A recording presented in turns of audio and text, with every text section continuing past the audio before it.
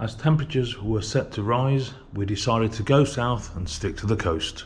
Early 2022 we sold our business, went full-time travelling. Come and follow us, see what we get up to. Just about to leave this bit of land near Dunkirk. We've been watching the ships in and out all night, but we haven't actually seen one literally being dragged out backwards.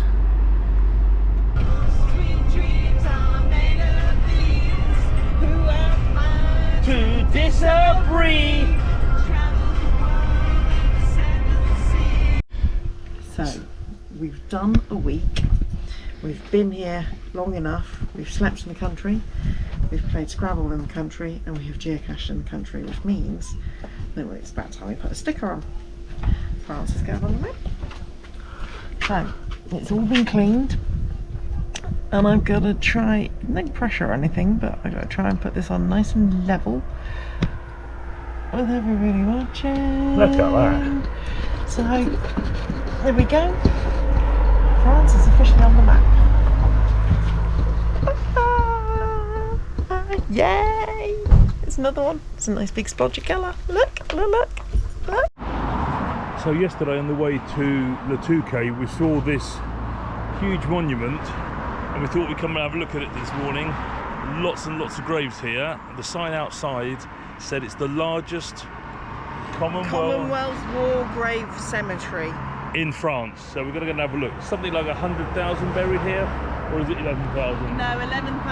It's over 11,400 people buried here, and I think it said 75 of which still remain unidentified. Don't really know that much about this area, but you do get a sense of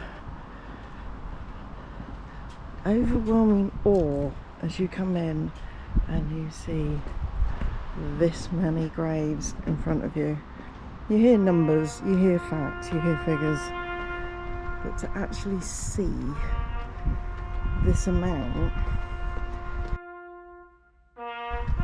facts and figures don't mean anything until you see these.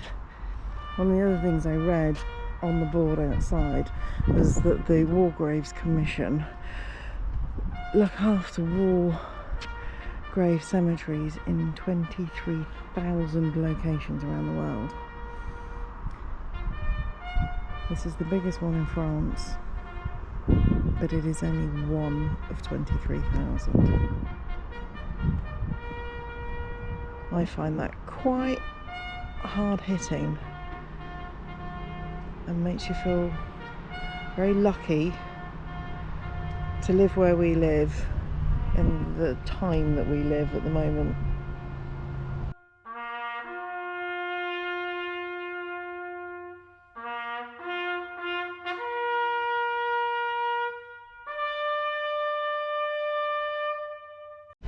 So I've been for a little wander down by the port today in St. Valery-sur-Somme, and there's this steam train goes around the bay to the other side.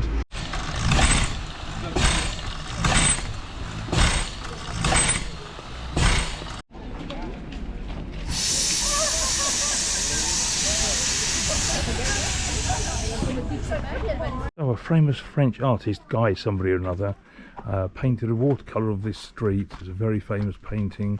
It's watercolours down a street basically. Flowers everywhere. To me it just looks like he hasn't done any gardening for a while. Oh, honestly. No culture. No culture. I don't think I've ever actually seen her this engrossed in reading about sheep. And I used to work for a sheep farmer as well. This is the most interesting I think I've ever been in it. Go on, tell me all about it. So the sheep that are grazed in these salt meadows, not to be confused with the mudflats, are a mixture of Suffolk and Hampshire. And they've been given their own label of Estran, the salt meadow lamb. And they have, to get this label, they've got to have spent between 100 and 300 days in the bay, and they're rich in mineral salts, they're tender and they have no fat, and the meat is redder than that of sheep grazed in fields. So there. Now I'm just reading about the the shepherds and how far they've got to walk every day, and the fact that they've got to keep going and keep checking on them all the time because the sheep get stuck in the mud. I hope you think that the information I had about the wall groves was more interesting. Excuse me, I haven't finished. Sheep are likely to get stuck in the mud because the little bit I do know about sheep from working for a sheep farmer is that sheep are stupid and will get themselves stuck and injured and in all sorts of predicaments that they can't get out of. There, see? Thanks. So we found another one of these slanting bunkers. We're guessing that they're falling over and they weren't built this way, but we've been trying to work out how this one's attached, or how it was originally, and where the door was, and what are those two funny lumps on the back, whether they're part of its original moulding that they just never finished off because they didn't need to, or were they oh, that's a thought, did shells come in the front and blow them up? Maybe, we'll have a look. Ah, maybe. If anybody has a clue or a theory, then drop us a comment and let us know what you reckon. And by the way, we're in a little place called Quiberville. We only came here because we thought the name was funny, but actually it's lovely. Claire is going bodyboarding. The waves aren't very big, they were huge yesterday. And look a bit, I think we're a bit early for the big waves yet, but in she goes. Well, I think they're big enough. Here she goes. I might be a while though, I'll go out. Here she goes, here she goes.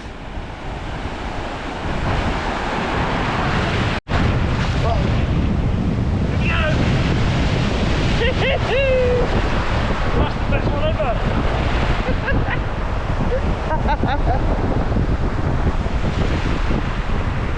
Bought by us for £4.99 bodyboards from a local cheap supermarket in England. I don't think the camera's going to pick up this, but those cliffs are stunning. Absolutely stunning. And they go on for miles. And then, ignoring Thomas, same again that side. So we are, what's this called? Cap of, can't remember what it's called. Come back to you. Oh, we've got to get better at these facts. This is part of the Atlantic Wall that Hitler built in the 1940. Or started in 1940. These ones here were completed in 1942. That there is the lookout point. There is a gun battery behind it. The cliffs all the way round. Oh, this is, by the way, is a very, very old abbey that was in this repair, but they in 1760 decided to keep it because ships knew where they were going as a landmark.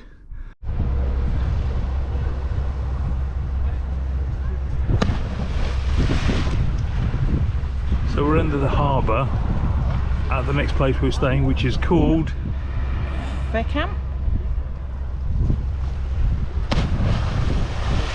And then they climb up the wall. Madness. So we just come inside the Palace du Benedictine.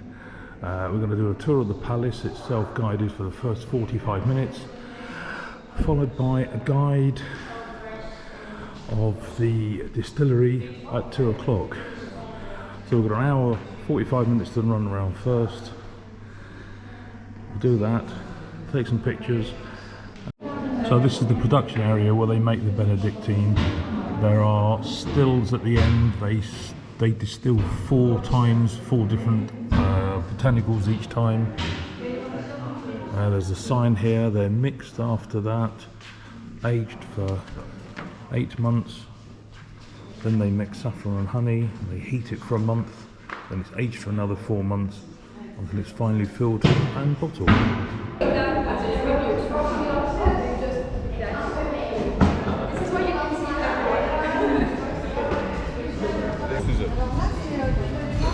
Merci.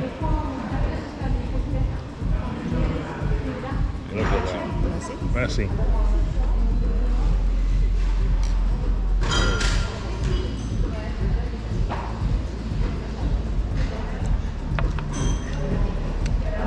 Sharp.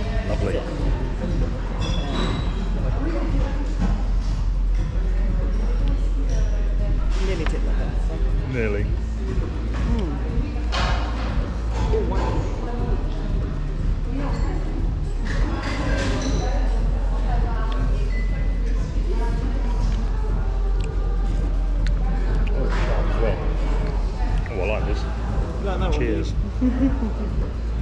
What do you think? Nice. It's nice. I like gin better. It's not as good as the variation of this we had at Bombay Sapphire.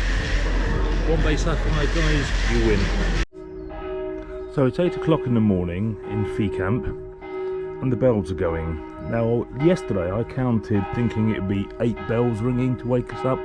No, it's like a bloody alarm clock. It goes for about 10 minutes.